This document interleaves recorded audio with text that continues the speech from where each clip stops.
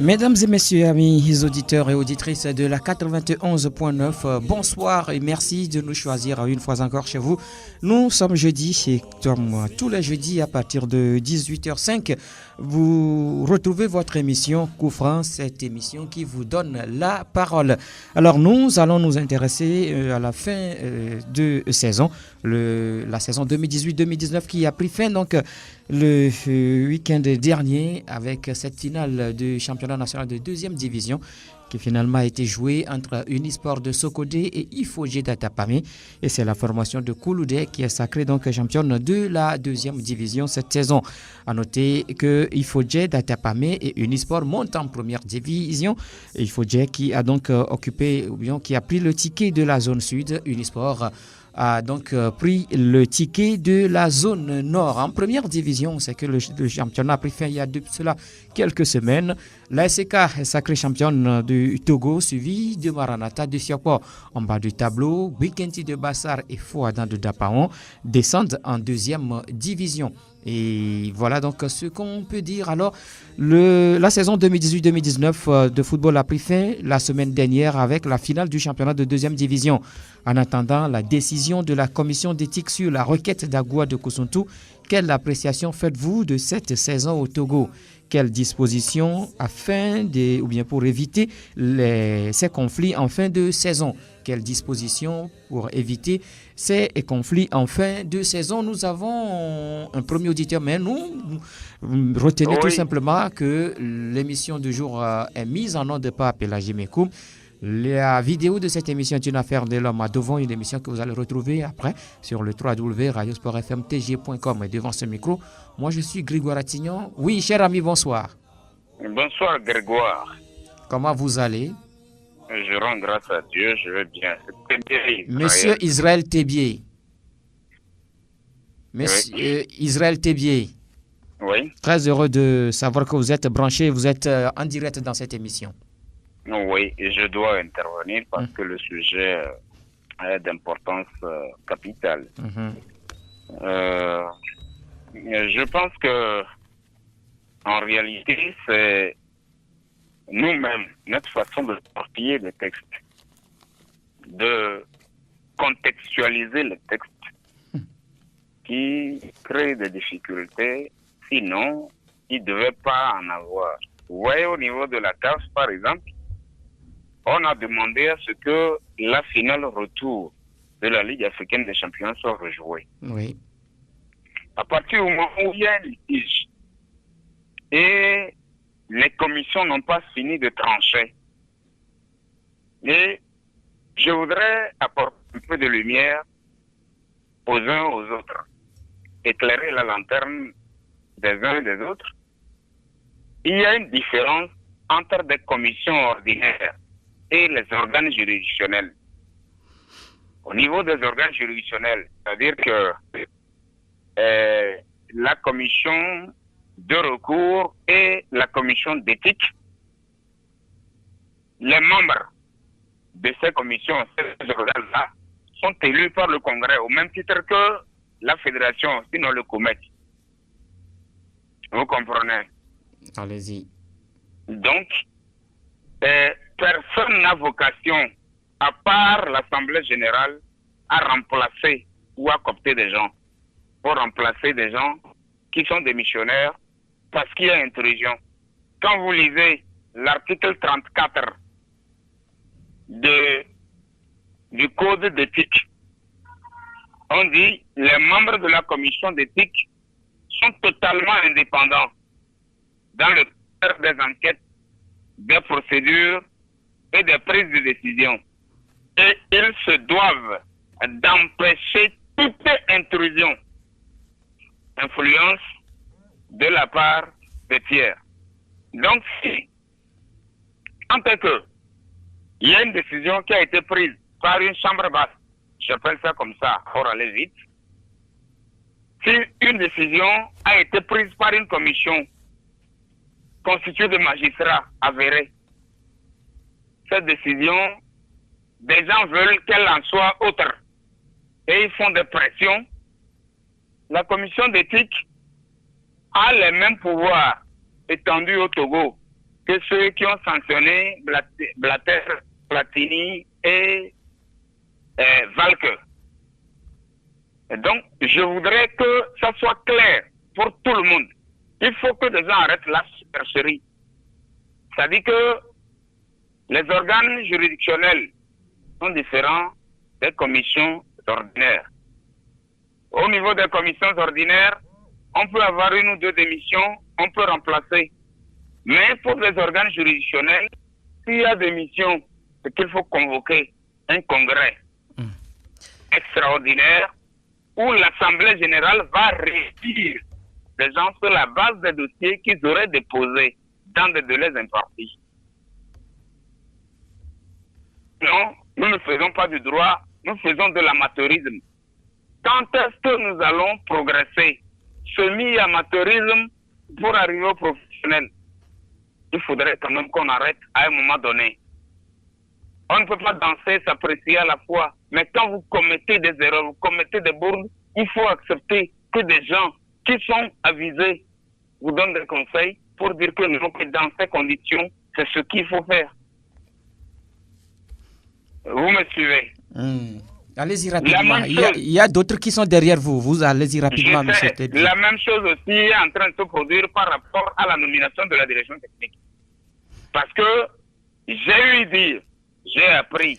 Monsieur Israël Tebié, nous parlons de la saison, nous ne parlons pas de la direction technique. Pour éviter à chaque fin de saison, je viens, monsieur Grégoire, oui, allez-y. Pour éviter qu'à chaque fin de saison, qu'il y ait des contestations. L'année dernière, on a entendu le match Maranatha, Bikensi, et ainsi de suite. C'est que il faut mettre les personnes qu'il faut à la place qu'il faut. Il faut mettre des connaisseurs et non faire du copinage. Voilà ma proposition. Merci beaucoup Israël pour votre intervention et pour cette analyse que vous venez donc de nous présenter. 92 03 60 31 97 24 26 26 92 03 60 31 97 24 26 26. Vous êtes à l'émission Coup Franc. On parle donc de la saison 2018-2019 qui a pris fin donc la semaine dernière par cette finale du championnat de deuxième division entre Unisport et Ifodje d'Atapamé. Et alors en attendant la décision de la commission d'éthique sur la requête d'Agua de Kosuntu, quelle appréciation faites-vous de cette saison qui vient donc de finir et quelles dispositions pour éviter ces conflits en fin de saison? C'est le sujet Coup Franc de ce soir, mesdames et messieurs. Un autre ami en ligne derrière Israël Tebié, bonsoir. Bonsoir, mon frère Grégoire. Algor. Oui. Comment vous allez? Très bien, merci, ça. On rend grâce. D'accord. Sur le sujet du jour, moi je n'ai pas de courage dans l'histoire de l'antenne avec les auditeurs. Mais bon, ça ne pas juste sérieux. Allez-y, Algor. D'accord. Donc, si je comprends bien, la commission d'éthique est au-dessus des autres commissions et de la fédération. Bien, je repose autrement ma question. Donc, si je comprends bien, la commission d'éthique peut aussi remettre en question la décision rendue par la commission de recours rénovée, si je comprends bien. Bon, on attend la décision de cette commission, voir. Non, moi, ce n'est pas la décision qui m'intéresse. Oui. Mais c'est juste vous savoir voulez si savoir. Commission... Bon, en fait, c'est des commissions juridictionnelles telles que M. Israël Tebié vient donc de l'expliquer. Ces commissions sont différentes des commissions ordinaires, c'est-à-dire la commission de qualification, d'homologation des matchs ou bien commission de discipline. Mais ces commissions-là, les membres de ces commissions de recours, commission d'éthique, ont été élus par l'Assemblée générale. Bon, en fait, mais vous savez, chacun interprète les tests à sa manière. Oui. Et les membres de la commission d'éthique sont élus par l'Assemblée générale. Bien sûr, de même que les membres de la commission de recours. Justement. Donc, raison pour laquelle je vais encore poser ma question. Est-ce que cette commission est-ce que cette commission a compétence comment est-ce que je vais apprendre à remettre en question la décision rendue par la commission de recours, que ce soit la commission rénovée. Oui, c'est possible. C'est possible. Donc, d'accord. Sur ce point, on peut évoluer. Maintenant, sur le degré de la saison. Oui. Moi, c'est quand même une impression personnelle. J'ai comme l'impression que cette saison a été la saison et la plus, je ne sais pas si le thème rocambolesque peut être approprié, mais j'ai comme l'impression que cette saison a été la saison la plus polémique des saisons que sur le niveau bureau de la FTF a organisé. La saison passée, on a eu l'affaire Maranat. Non, c'était la saison surpassée. C'était la saison surpassée. Oui. Mais cette saison, moi, j'ai comme l'impression que cette saison, comme je viens de le dire, est la saison la plus polémique que les autres saisons. Que ce soit sur le terrain, au niveau des rencontres, que ce soit en deuxième division ou en première division. Et une saison avec des soupçons de trafic d'influence sur les rencontres, avec des soupçons de maturité. Là, et dans une de mes émissions, je te faisais quand même part de la vie d'une partie du public sportif sur même la place du club d'Atakpamé et de Ifodé sur sa victoire sur le championnat en deuxième division parce que les gens prétendent que ce club a décroché cette place par des contorsions, parce que c'est impossible qu'un club est Mais est-ce qu'on a les preuves de tout ce qu'on a avancé par rapport à cela? Est-ce qu'on a les preuves? Mon frère Grégoire, oui. Est-ce qu'une fois tu as une fois vu au Togo quelqu'un a porté la coupe de quelque chose ici au Togo? Ah, ben voilà. Donc tant qu'on n'a pas la preuve, alors on ne peut pas affirmer. Oui. Et vous savez, c'est aussi un peu ça. Des fois, les choses se passent et devant nous, on le voit comme ça, mais quand vous le dites, la seule chose la plus raisonnable à vous dire ou bien à vous demander, c'est si vous avez la preuve ou bien apporter les preuves. Voilà. Bon, on ne peut quand même pas voler comme ça. Mais moi, je dis, quand aujourd'hui on parle d'amateurisme ou bien de semi-professionnalisme ou bien de professionnalisme, moi, je ne pense pas que c'est forcément l'argent qui puisse nous amener à ce niveau. Je vais continuer par dire ma phrase. Aujourd'hui, nous avons besoin d'un Togolais nouveau. Notre football a besoin d'un Togolais nouveau. Notre football a besoin de mentalité nouvelle. Parce que si aujourd'hui on se dit qu'on est dans l'amateurisme et que les gens qu'on essaie de mettre en place pour jouer ce football, et ces gens-là ne sont quand même pas dignes de confiance, d'un minimum de confiance. Alors moi, je me pose quand même une question. Si on franchit les étapes, on va au professionnalisme, on va professionnalisme.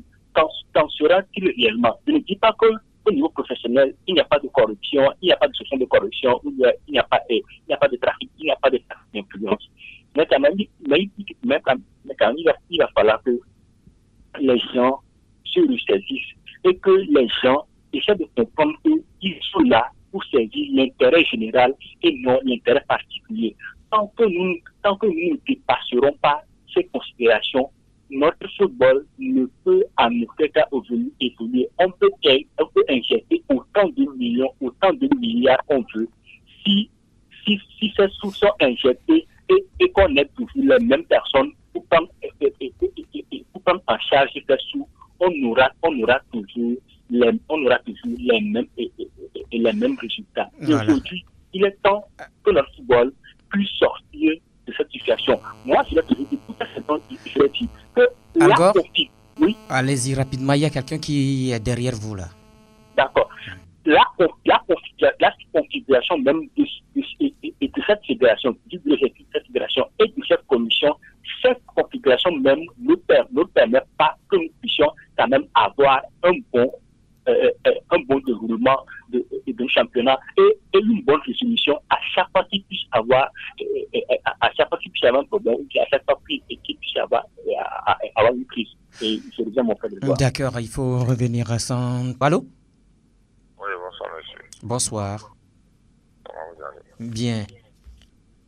D'accord. Moi, je pense que le championnat est fini, c'est fini. Il faut que... Allô? Oui, C'est monsieur? c'est M. Yves. Monsieur Yves. Oui, Yves de quel quartier, s'il vous plaît? c'est bien commun. D'accord, je vous écoute, Yves.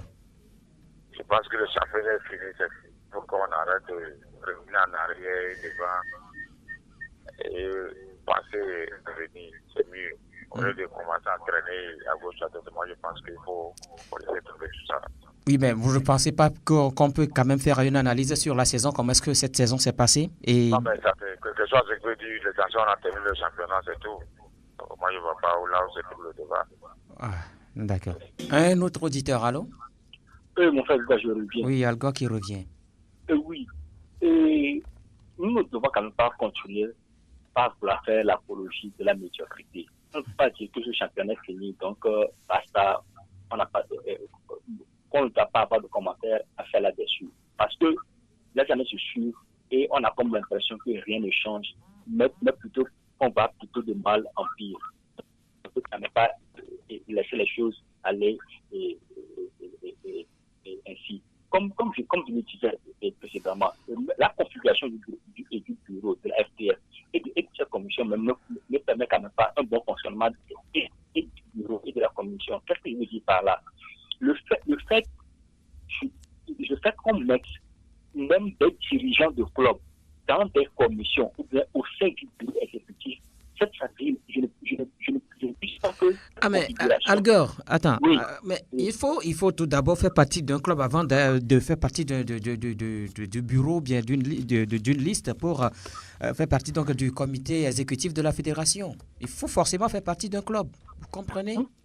Oui, moi je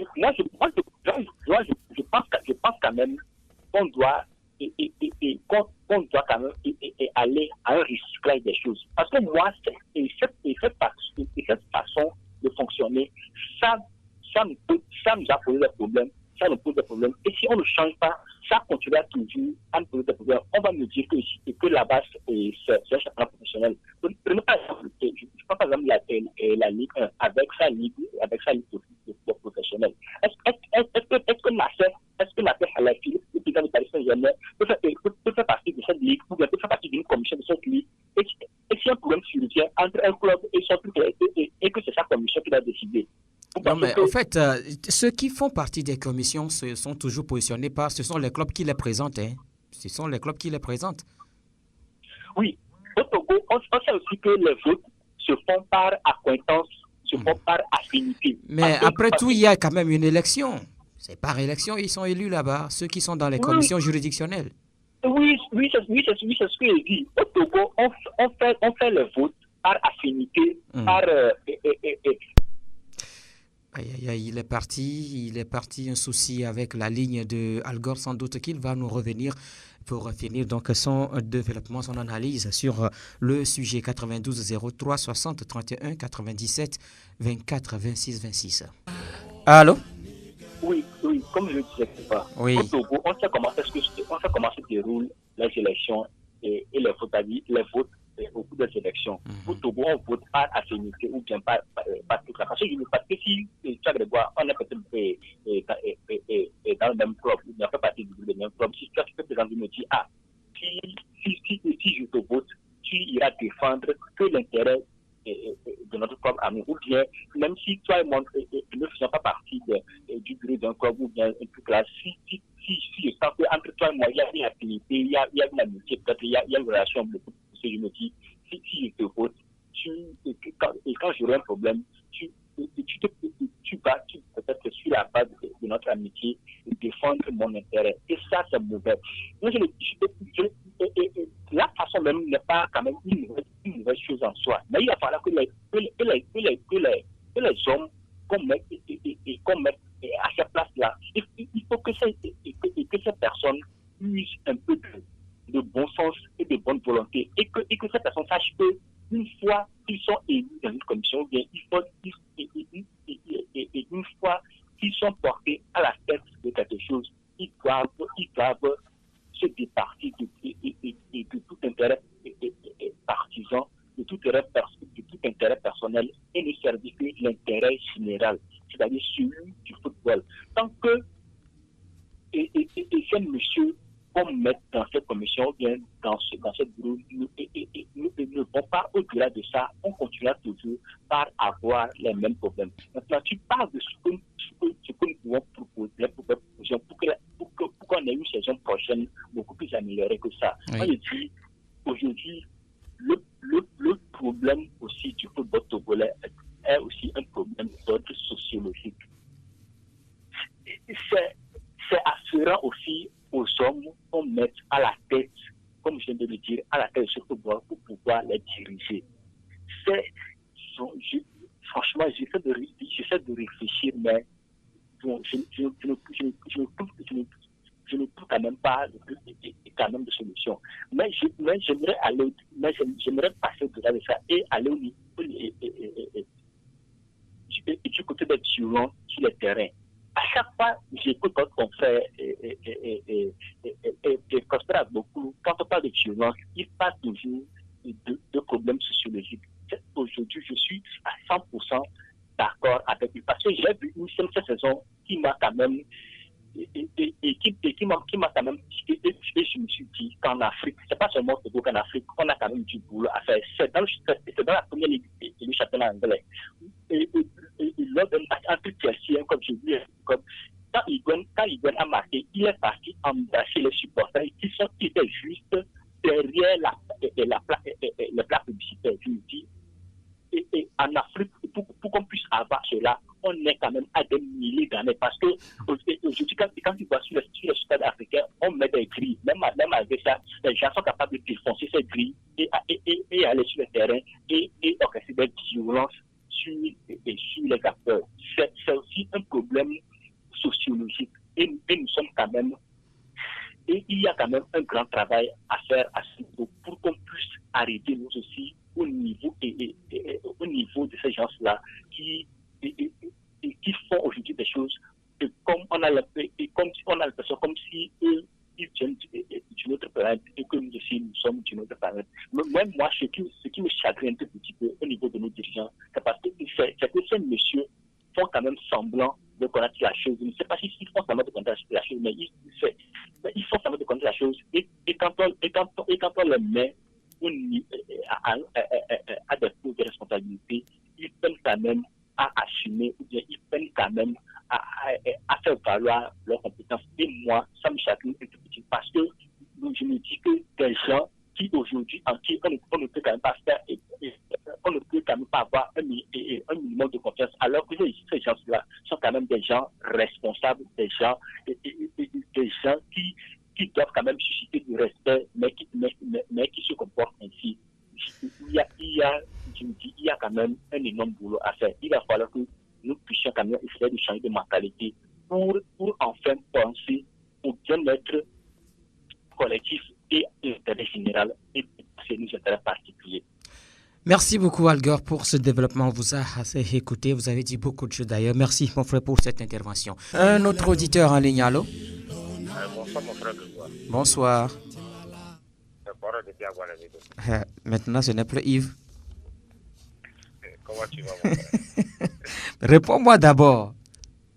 Pardon? Yves est où? Yves, il est quelque part là-bas. Il est quelque part.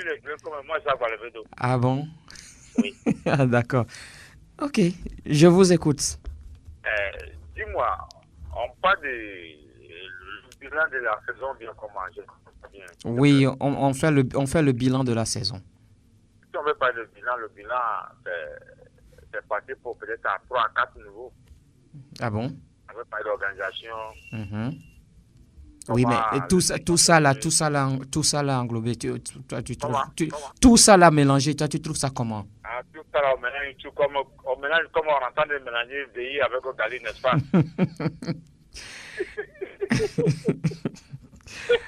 Koro, Oui, mon frère Grégoire. tu sais que tu m'as donné un faux rendez-vous, non? Ah bon? Ah bon? Mais j'étais là, je t'ai pas vu, j'étais là. Tu es là, tu as mené les choses. On jette en ordre d'antenne, t'inquiète. Fais attention, hein. Non, je suis toujours attention. Tu veux pas mélanger ça avec Ogali avec Koro, fais-moi le bilan. Comment est-ce que toi tu as trouvé la saison? Bon, le bilan, on peut pas peindre tout en noir. Mhm. Quel que soit ce qu'on peut reprocher, on ne peut pas peindre tout en noir. Oui. C'est ça que le banc là ouvert. Mhm. C'est vrai qu'il y a eu des moments où on a déploré tout ce qui s'est passé, mais bon, l'essentiel est fait, on a trouvé une petite solution pour arriver au bout. Je pensais que le train est arrivé comme je suis en train de le dire. Donc, Qu'est-ce qui te fait rire maintenant? Non. C'est Yves qui me tapine ici. Hein? Yves me tapine quelque part ici. Ah, d'accord. Courage. Sinon, comme je viens de le dire, le bilan ne peut pas faire tout en noir. Hein. Oui. C'est vrai qu'il y a eu des problèmes, on a pu suggérer ça vu qu'on a terminé la saison encore. Je pense que... D'accord. Maintenant, tu as dit qu'il y a des problèmes. Maintenant, pour éviter ces problèmes-là, qu'est-ce qu'il faut faire? Et maintenant, il faut respecter les tests, c'est tout. C'est le test qui nous a foutu tout en l'air. Il faut respecter les tests. D'accord. Ok. Je pense que dans l'année passée, souvent, il y a des trucs qu'on laisse sur cette fois. Comme le président n'avait pas tout au sérieux, c'est ça qui avait quelques personnes parce qu'il a viré le test. Sinon, à mon avis, même s'il a viré le test, l'essentiel, il faut garder quelque part pour réparer quelque part. Ça, c'est mon avis. Hein. D'accord. Oui, non, mais ça, c'est ton point de vue. Oui, c'est mon point de vue. Voilà. Merci beaucoup. On est ensemble, mon frère, et prenez soin de vous là-bas. Ok, merci. Non, c'est toujours Coro. Ce n'est pas Yves. Non, Yves est quelque part, bien comme. Ah, d'accord, ok. D'accord. Tu salues ton cousin qui est là-bas. Mon cousin, tu connais le cousin? Je ne le connais pas. Bye. Allez, bonne soirée, Coro. Derrière Coro, un autre auditeur. Allô? Oui, après Coro, c'est Agbe le Fasegouin. Agbe, comment tu vas? Ça va bien chez vous? On rend grâce. Bon, en fait, ce que moi je peux dire est que oui. Il y a des justices. C'est vrai. Il faut appliquer les tests. Il faut appliquer les tests. Si la fois passée, le samedi, je crois que vous avez été au terrain pour la finale. Oui. Mais il n'y a personne. Je vous en prie. Nous, on a soif. Et on n'est même pas qualifié pour la CAN. On a soif du football. Alors, on n'a qu'à faire tout quoi, c'est que déjà, dans le mois de septembre, on commence le championnat. Soit on joue apaisement, sans problème. On est là pour ça. On joue apaisement. Soit on applique les tests, soit on joue apaisement. Ok, bonne soirée à vous. Bonne soirée également à vous, Agbe le Fasegouin. Allô? Oui, mon frère de Val, je reviens encore. Oui, Algor. Le problème est que chez nous, Togo, on a toujours de bons tests, ou bien on fait toujours de bons tests, mais c'est l'application qui nous pose des problèmes. Et les tests ne vont quand même pas s'appliquer d'eux-mêmes. Il faut des hommes pour pouvoir les appliquer. C'est là où le problème se pose fondamentalement. Ce sont ces hommes qu'on met et à qui on confie la responsabilité d'appliquer ces tests qui posent problème. Parce que les tests sont là, clairs, tout le monde lit et comprend. Maintenant, si ceux qui sont censés appliquer les tests ne le font pas, qu'est-ce qu'on peut quand même essayer de faire? D'où, moi, je reviens toujours sur le problème de la prise de conscience de ceux que nous mettons à la tête des commissions, de ceux qui nous mettent dans cette commission, des dirigeants que nous mettons en place. Moi, je suis quand même en train de réfléchir. Comme la FIFA a décidé pour les DTN dans tous les pays, eux-mêmes sont fixés des critères pour ceux qui doivent être nommés comme des DTN dans les pays. Pourquoi ne pas aussi essayer de définir ce genre de critères pour ceux qui doivent être à la tête des fédérations, parce qu'aujourd'hui, la plupart de ceux que nous mettons à la tête de nos fédérations ne sont pas forcément des connaisseurs, mais il y a certains qui sont juste des passionnés, qui ne maîtrisent pas très bien les choses, ou bien il y a certains qu'on met juste en place pour pouvoir régler des comptes à d'autres personnes. Nous devons quand même essayer de dépasser. Donc, si la FIFA peut essayer aussi de dresser un profil des dirigeants de fédération, ce serait bien aussi. Même, j'ai une préoccupation par rapport au cas de Agua Luis Sport et à la décision de la fédération. Vu que la fédération n'a fait qu'une révocation personnelle, si elle n'a pas été une révocation partielle, je me pose sur cette question. Jusqu'à présent, je n'ai pas de réponse. Sur quelle base la fédération a révoqué ce qu'elle a révoqué, le bureau a révoqué, ce qu'il a révoqué, et sur quelle base ces gens ont été révoqués. Et pourquoi ces gens-là ont été révoqués? S'il y a soupçon de corruption ou autre, je pense que cette personne ne doit pas être seulement révoquée, mais cette personne doit être sanctionnée. Il va falloir qu'on nous apporte un exercice à ce point-là, parce que ça peut quand même à confusion et ça peut dans le futur susciter d'autres problèmes.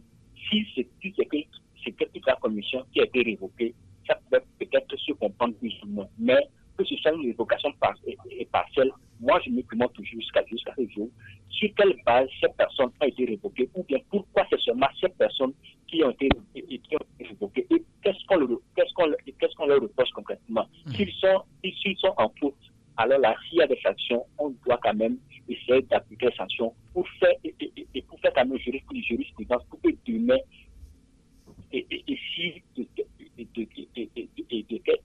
tels cas se présentent encore, on saura quoi dire. Donc la fédération essaie de faire la lumière sur cette partie. Ils sont à l'écoute, sans doute qu'ils vous ont écouté. Hein. J'espère bien. Merci beaucoup, Algor, une fois encore. Allô?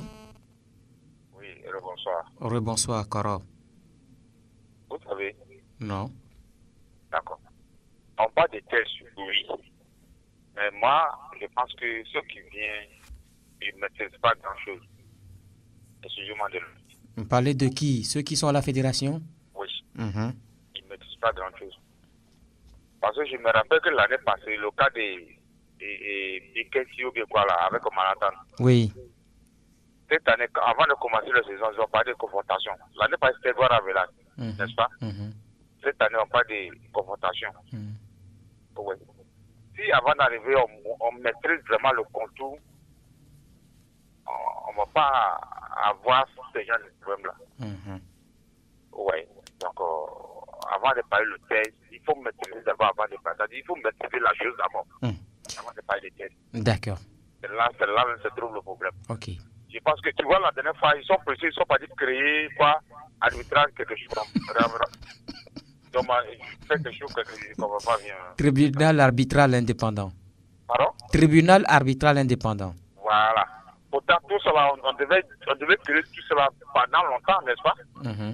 Oui, c'est parce qu'on ne maîtrise pas. Donc, je pense que je demande pardon à tous ceux qui sont là-bas, vraiment d'arriver de maîtriser d'abord avant d'arriver. Ok. On ne se lève pas comme ça pour aller tomber dans quelque chose avant de faire. Ok. D'accord. Encore bonne soirée à mon frère Yves de l'autre côté. Tu tiens vraiment à ton frère là. Allez, bonne soirée, Koro. Voilà, mesdames et messieurs, nous arrivons à la fin de ce numéro de Coffran de cette semaine. Merci à ceux qui ont appelé dans cette émission. Merci à vous également qui avez suivi cette émission. On se retrouve la semaine prochaine dans un nouveau numéro. Merci à Pélagie qui était donc du côté de la baie vitrée. La vidéo était une affaire de l'homme à devant. Cette émission, vous allez la retrouver sur le www.radiosportfmtg.com. Je suis Grégoire Attignon. On se retrouve très prochainement. Passez une très bonne soirée, toujours accompagné de la référence sportive.